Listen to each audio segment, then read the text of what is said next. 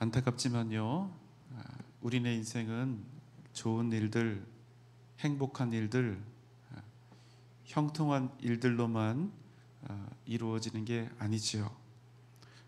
우리 인생은 때때로 도저히 받아들이기 힘든 어려운 일들의 연속이며 반복입니다.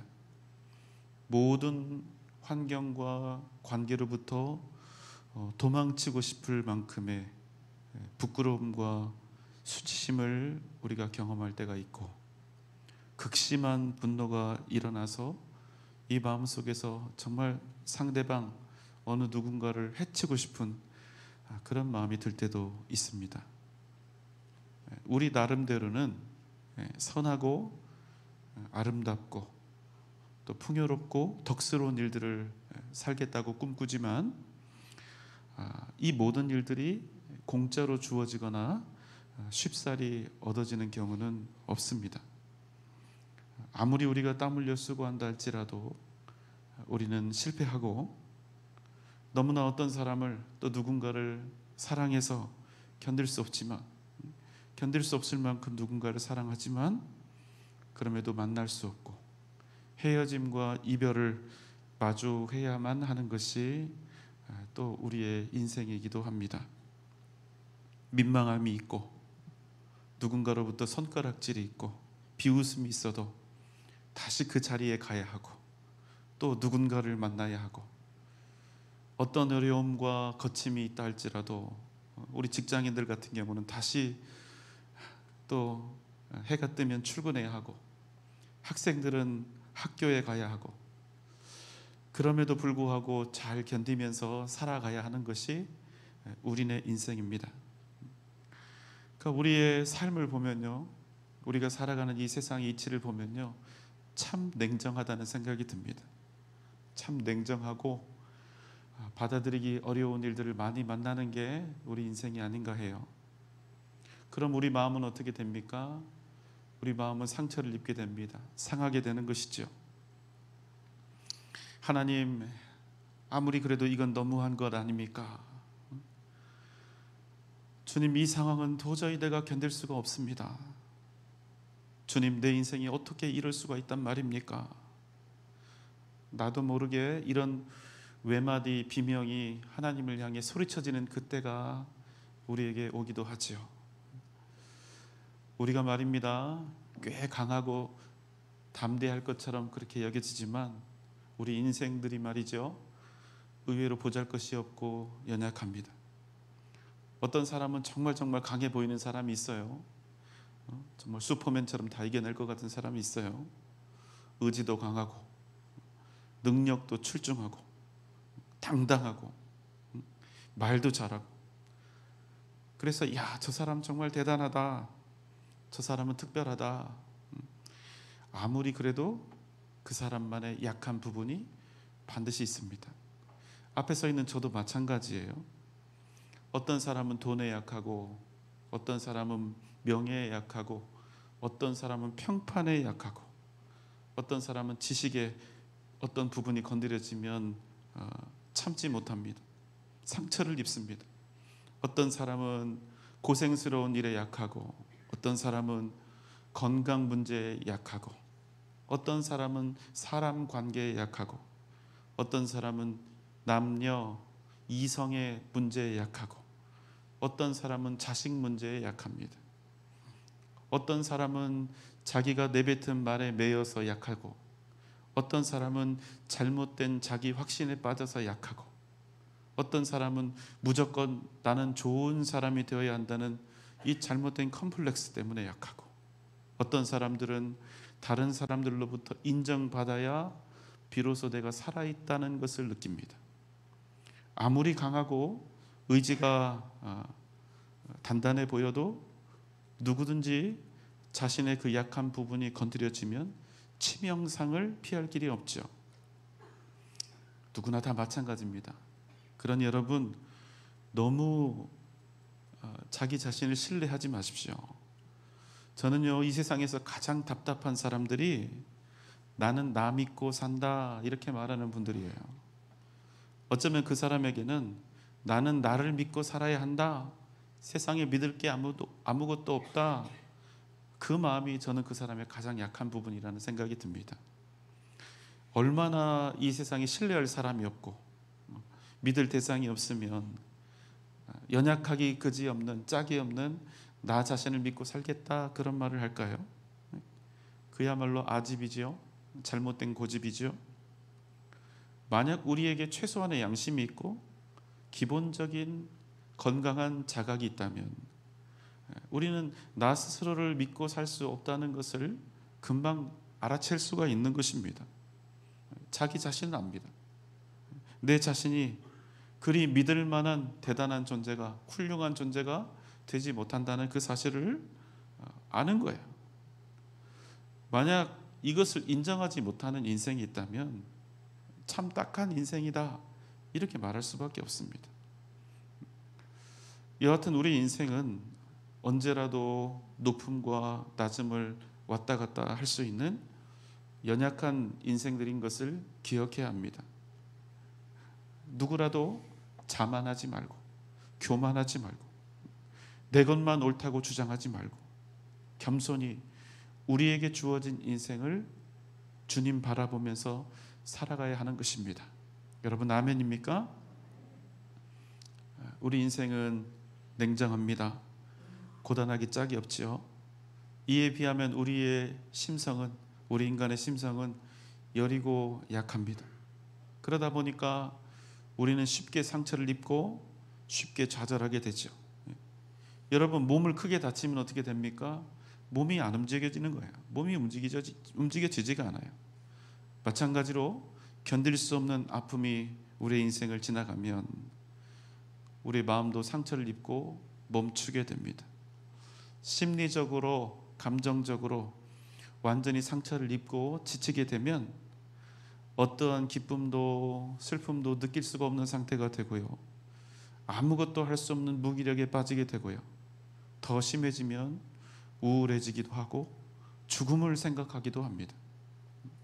그러니까 여러분 우리 인생은요 사실 마음 상하는 일들로 가득한 것이죠. 그런데 여러분 이건 특별한 일이 아니에요. 우리가 마음에 상처를 입고 마음이 상하는 이 일은 절대로 특별한 일이 아니라 우리가 살아가고 있는 인생의 일상에 해당되는 일이라는 겁니다. 자, 오늘 우리가 이 마음 상하는 문제에 대한 이야기를 좀 나눠볼 텐데 오늘 우리가 본문에서 어떤 사람들을 만나게 되냐면 마음 상한 이스라엘을 만나게 됩니다.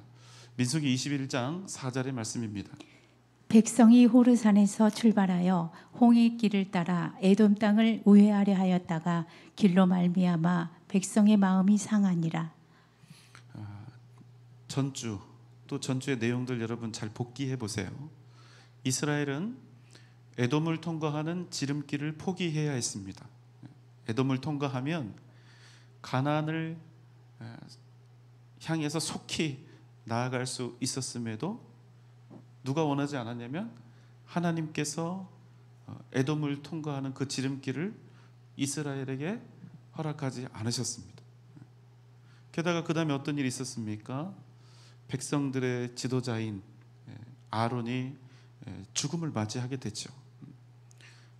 사람들은 아론을 좋아했고 또 아론과 함께 가나안 땅에 들어가는 그날을 기대하고 생각했을 겁니다. 그런데 그 위대한 지도자 아론이 자신의 제사장직을 아들인 엘르아살에게 물려주고 호르산에서 죽어버린 겁니다. 자, 그 사이 또 어떤 일이 있었는지 한번 보겠습니다. 민수기 21장 1절로 3절입니다. 네겝에 거주하는 가나안 사람 곧 아랏의 왕이 이스라엘이 아다람 길로 온다 함을 듣고 이스라엘을 그중 몇 사람을 사로잡은지라. 이스라엘이 여호와께 서원하여 이르되 주께서 만일 이 백성을 내 손에 넘기시면 내가 그들의 성읍을 다 멸하리이다. 여호와께서 이스라엘의 목소리를 들으시고 가나안 사람을 그들의 손에 넘기심에 그들과 그들의 성읍을 다 멸하니라. 그러므로 그곳 이름을 호르마라 하였더라. 자, 지도를 한번 보겠습니다. 자, 여러분 왼편에 보면요, 이게 좀 작아요. 전체가 지도가 나와야 되는데 어쩔 수가 없어요. 자, 왼편에 윗부분을 보면 람셋이라고 되어 있는 데가 있죠. 예. 이스라엘 백성들이, 그러니까 검은 점 중에 제일 위에 있는 게 1번이거든요. 자, 1번이 람셋인데, 자, 원래 이 람셋에서 출발을 해서 출애굽을 했죠.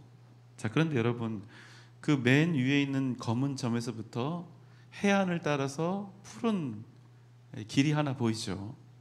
여러분, 이 길로 가나안을 향해서 가면 늦어도 많이 걸려도 2달이면 가나안으로 당도할 수가 있습니다. 그런데 이스라엘의 불신과 패역함 때문에 멀리 돌아서 그 푸른색으로 표시된 길 말고 밑으로 이렇게, 여러분은 검은색처럼 보이실 것 같아요. 그런데 보랏빛으로 된 보라색 선이거든요. 자, 그 구불구불한 선이 있는데 저렇게 돌고 돌아서 자, 이제 가나안까지 가게 됩니다. 자, 오늘 말씀은요, 오른편 위쪽에 보시면 초록색 동그라미가 보입니다. 그 초록색 원이 이제 배경이 되는데요. 자, 거기가 어디냐면 네게브 지방입니다. 네겝이라고 성경이 되어 있는데요. 자, 네겝 쪽에 거주하던 가나안 민족들이 있었는데 아랏이라고 하는 민족이에요. 그런데 이들이 이스라엘 백성들이 자신들 가까이 왔다는 소식을 듣고 이스라엘을 기습해서 몇 사람을 인질로 잡아간 것입니다. 자, 이 소식을 듣고 이스라엘이 하나님께 기도하며 묻지요. 주께서 만일 이 백성을 우리 손에 넘기시면 그들의 성읍을 다 멸하겠습니다. 하나님께서 그 소리를 들으시고 아랏 민족을 이스라엘의 손에 넘기셨죠. 자, 빨간색 화살표가 좀 작은데요. 그래도 잘 보이시면 좋겠어요. 자, 거기서 위로 이렇게 화살표 방향이 위로 돼 있죠. 자, 위로 올라갑니다. 자, 그리고 빨간색 글씨로 작지만 제가 대신 읽어드릴게요. 호르마라고 되어 있습니다. 호르마. 네, 호르마. 자, 이스라엘 백성들이 이제 아랏 민족들을 향해서 공격을 했고 그곳을 점령을 합니다. 그리고 그곳의 지명을 호르마라고 이렇게 부르는 거예요. 자, 그러면 자, 호르마를 점령을 한 겁니다. 가나안 땅으로 거의 들어간 거예요. 자, 재밌는 것은요, 여러분, 이스라엘 백성들이 이미 가나안 땅의 일부를 점령했고 그 땅에 호르마라고 하는 이름까지 붙였습니다. 자, 이스라엘 백성들이 지금 최종 목적지가 어디죠? 가나안입니다. 자, 그러면 어떻게 하는 것이 합리적이고 이성적이고 논리적입니까? 그냥 위로 쭉 올라가면 되는 거예요. 그냥 쭉 올라가서 가나안을 정복하면 되는 겁니다. 그런데 어떻게 하죠? 이 보라색 선이 잘 안 보이겠지만 올라갔다가 다시 밑으로 내려옵니다. 다시 유턴해서 밑으로 내려가는 거예요. 그래서 보라색 이 길을 따라서 이 계란처럼 되어 있는 빨간색 표시 있죠? 그 지역이 에돔이거든요. 에돔을 피해서 다시 가나안으로 올라가는 거예요. 멀리 돌아가는 것입니다. 자, 근데 여러분, 이게 이스라엘의 뜻입니까? 아니면 순전히 하나님이 그렇게 가라고 해서 이렇게 가는 것입니까? 하나님 뜻이에요. 하나님이 가라고 해서 가는 겁니다. 자, 그래서 어떻게 됩니까? 자, 다시 민수기 21장 4절입니다. 백성이 호르산에서 출발하여 홍해 길을 따라 에돔 땅을 우회하려 하였다가 길로 말미암아 백성의 마음이 상하니라. 뭐라고 기록하고 있습니까? 백성들의 마음이 상했다 이렇게 말씀하죠. 그런데 뭐 때문에 백성들이 마음이 상했다고 하죠? 길 때문에. 길로 말미암아서 백성들의 마음이 상했다 이렇게 말씀하죠. 여러분, 무슨 상황인지 이해하시겠습니까? 자, 우리가 이스라엘 백성들이라 치고요, 우리에게 주어진 상황이 이와 같다면 마음이 상할까요? 상하지 않을까요? 앞입니까? 뒤입니까? 왜 이렇게 조시네요? 상하죠. 상합니다. 이미 가나안 족속과 싸웠고 그들을 이겼고 그 땅을 정복했고 호르마, 이렇게 이름도 그곳에 지었잖아요. 호르마의 뜻이 뭔지 아십니까? 봉헌했다는 뜻입니다. 완전히 봉헌했다는 뜻이에요. 야, 이게 얼마나 예쁨 받을 장면입니까? 아주 믿음에 입각한 이름을 거기에 탁 붙인 거예요. 뜻이 뭡니까? 주님께서 우리로 이기게 하셨고 이 땅을 정복하게 하셨습니다. 하나님께 이 땅을 바칩니다. 호르마, 이거 아니에요. 그럼 당연히 하나님으로부터 어떤 응답을 받아야 이게 당연하고 기분 좋은 그런 일이 될까요? 그래, 나의 백성 이스라엘아, 가나안으로 올라가라. 그냥 쭉 올라가라. 에돔을 피해서 갈 게 뭐 있냐? 그냥 쭉 올라가라. 내가 너희를 도울 것이다. 내가 그 땅을 너희에게 넘기리라. 그런데 여러분, 결론은 어떻다고요? 이스라엘 백성들이 어떻게 하고 있습니까? 다시 남쪽으로 쭉 내려와서 에돔 땅을 우회하고 다시 광야를 떠돌이처럼 돌아가고 있다는 거예요. 여러분 어떻습니까? 마음이 상하게 생겼죠. 이건 얼마든지 마음이 상할 수 있는 겁니다. 화납니다. 짜증나죠? 견딜 수 없는 그런 분노가 치솟을 수도 있습니다. 그런데 여러분, 문제는 무엇입니까? 이 일이 누구로부터 비롯되었다는 것입니까? 하나님으로부터 비롯된 일이라는 거예요. 우리가 하나님께 기도하죠. 주님의 뜻을 내게 이루어 주옵소서. 주님의 뜻을 내게 이루어 주옵소서. 여러분, 그때 우리가 생각하는 하나님의 뜻은 무엇입니까? 내가 생각하는 좋은 것, 내가 바라는 어떤 상황이 이루어지는 것이죠. 내가 생각하는 하나님의 뜻은 그런 거예요. 그런데 여러분, 우리가 유념해야 할 것은 내가 생각하는 그 좋은 것들이, 좋은 과정과 좋은 결과들이 항상 하나님의 뜻은 아니라는 것입니다. 여러분, 내가 그토록 바라고 기도한 대로 정말로 내 인생에 하나님의 뜻이 나타난 거예요. 분명히 하나님의 뜻이 나타난 거예요. 그런데 내가 너무나 괴롭고 힘든 겁니다. 고통스럽고 고단합니다. 여러분, 놀랍지 않습니까? 내가 그토록 원하던 하나님의 뜻이 내 인생에 나타났는데 내 문제가 풀리는 것이 아니라 더 꼬이고 힘들어진다는 거예요. 하나님의 뜻이 나타났는데 가나안 진격이 아니라 오히려 돌고 돌아서 광야의 거친 길을 향해 나아가야 하는 것입니다. 여러분, 하나님의 뜻은요, 때때로 우리를 실망시킵니다. 우리로 슬프게 하고 억울하게 하고 또 상처받게 하고 우리의 마음을 상하게 합니다.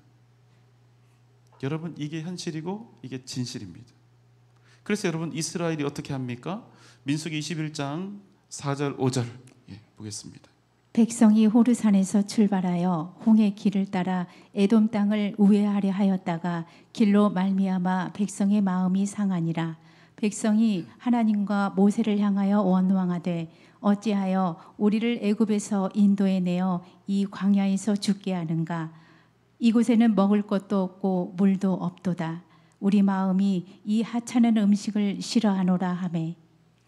여러분, 길 때문에 마음이 상해버린 이스라엘은 다시 하나님과 모세를 원망하기 시작했습니다. 어찌하여 우리를 애굽에서 인도에 내어 이 광야에서 죽게 하는가? 이곳에는 먹을 것도 없고 물도 없도다.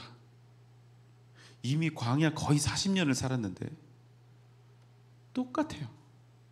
이걸 어디다 내버려야 될 것 같아요. 여전히 말하는 겁니다. 이곳에는 먹을 것도 없고 물도 없다. 왜 우리가 여기서 죽어야 하는가? 여러분, 근데 당연하죠. 광야에 무슨 물이 있고 음식이 있겠습니까? 다 맞는 말이에요. 원망도 할 만해요. 하지만 여러분, 문제는 뭐예요? 언제는 먹을 것이 있고 마실 것이 있어서 40년 광야 생활 동안 살았습니까? 그거 아니지 않아요? 하나님께서 먹이시고 입히시고 그들에게 생명을 주셔서 그들이 그 광야 생활을 이겨내고 또 생존할 수 있었던 것이지요. 그러나 이스라엘의 원망은 이어집니다. 우리의 마음 이 하찮은 음식을 싫어하노라. 이 음식, 여러분 어떤 음식이죠? 하찮은 음식은 도대체 뭘 가리키는 것입니까? 만나예요, 만나. 그들에게 하나님께서 40년 동안이나 내려주셨던 은혜의 산물이고 생명의 양식이었던 만나를 그들은 지금 이 하찮은 음식이라고 그렇게 표현하고 있다는 겁니다. 여러분, 이 사단이 일어난 가장 중요한 이유는 무엇입니까? 길 때문에 그들의 마음이 상했기 때문입니다. 무슨 말입니까? 자신들이 원하지 않는 길이었어요. 자신들이 원하지 않는 삶이었어요. 자신들이 살고 싶지 않았던 인생의 방식이었어요. 자신이 절대로 걸어가고 싶지 않았던 그 길로 하나님께서 자신들을 인도하셨기 때문에 그들은 지금 마음이 상한 것입니다. 여러분 어떻습니까? 지금 단순히 이스라엘 백성들 평가하자는 게 아니에요. 우리 자신을 되돌아보자는 겁니다. 우리의 삶은 어떻습니까? 우리가 처한 현실, 우리에게 지금 닥쳐온 상황들, 내가 지금 걸어가고 있는 이 길이 다 흡족하고 만족스럽습니까? 지금 여러분을 기쁘게 하고 행복하게 만들고 있나요? 아니요. 우리가 인생 사는 동안요, 절대로 그런 일은 일어나지 않습니다. 왜요? 우리는 지금 천국에 있는 것이 아니라 광야에 있기 때문입니다. 광야의 길을 걸어가고 있는 사람들이 천국을 바라는 것 자체가 말도 안 되는 얘기고, 광야에 서 있는 사람이 천국이 아니라고 원망하고 있다면 여러분 그건 문제인 거예요. 착각하면 안 됩니다. 우리가 보통 전도할 때 이렇게 표현하기도 하죠. 예수 믿으면 모든 문제가 해결되고 이 땅에서 천국을 경험하고 기쁨과 즐거움이 넘쳐나고, 맞는 말이지만 그러나 우리가 정확히는 알고 있자고요. 우리가 예수 믿기 시작하면 광야에서 벗어난다? 인생의 광야에서 벗어난다? 우리가 교회 다니고 열심히 신앙생활하면 젖과 꿀이 흐르는 가나안에 들어간다? 그래서 기쁨과 행복이 넘쳐난다? 내게 있던 모든 문제가 해결되고 평탄한 인생을 살게 된다? 형통하게 된다? 그렇지 않아요. 안타깝게도 그렇지 않아요. 왜요? 여러분 잊지 마십시오. 우리의 진짜 광야는 예수 믿는 순간 오히려 비로소 시작되는 것이기 때문입니다. 왜요? 이스라엘 백성들이 틈만 나면 원망하고 불평하는 말이 있죠. 우리가 애굽에서는 고기를 풍족히 먹었고 풍요롭게 살았는데 너희가 우리를 이끌어내어서 이 광야에서 죽게 했다. 그리고 틈만 나면, 여러분 애굽의 종살이가 뭐가 좋았겠어요? 그러나 틈만 나면 그 종살이하던 애굽을 진심으로 그리워한다는 거예요. 여러분 이스라엘 백성들이 여러분 하나님으로 인정한 그럼 그 기준은 무엇이었을까요? 내게 지금 고기가 있는지 없는지, 마실 물, 먹을 음식이 있는지 없는지, 내가 지금 얼마나 원만하고 풍요롭고 만족스러운 삶을 살고 있는지, 이스라엘 백성들이 하나님을 하나님으로 인정하고 하나님을 찬양할 것인가 말 것인가를 결정하는 유일한 기준은 바로 이런 것이었어요. 자신들의 욕구가 채워지면 하나님을 찬양하고, 자신들이 원하는 길이 아니면 애굽을 그리워하고 애굽을 회상하는 것입니다. 여러분 우리가 하나님을 찬양하고 있는 그 기준은 무엇입니까? 우리가 하나님을 진정 살아계신 하나님으로, 유일한 주권자이신 하나님으로 인정하고 있는 그 기준은 무엇입니까? 여러분의 기준은 뭐예요? 우리가 주님을 인정하는 그 기준을 상황에 두고 길에 둔다면, 길이 좋으면 하나님 찬양하고 감사하고, 길이 나쁘면 하나님 원망하고 불평하고, 만약 그렇다면 최소한 한 가지는 분명한 거예요. 내가 지금 믿음의 길을 걸어가고 있는 것은 아니구나. 내가 지금 걷는 길이 믿음의 길은 아니구나. 여러분, 그런 사람들 누가 있었습니까? 주여 주여 하면서 예수님을 따랐던 수많은 군중들이 있어요. 하지만 주님이 잡히셨을 때 그들은 어떻게 돌변했죠? 오히려 예수를 십자가에 못 박으라 외치는 군중들로 변화됐습니다. 바뀌어버린 거예요.